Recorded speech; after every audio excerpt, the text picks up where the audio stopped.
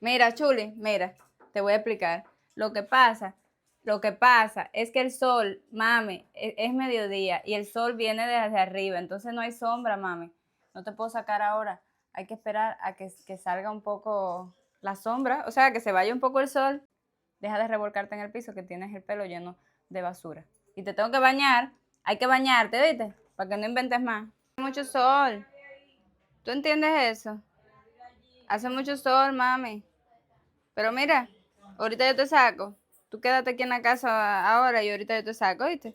Ya se comió la mitad del pollo. A Chula no le interesa que no haya corriente. Lo de ella es salir a jugar, ¿verdad, mami? Vamos.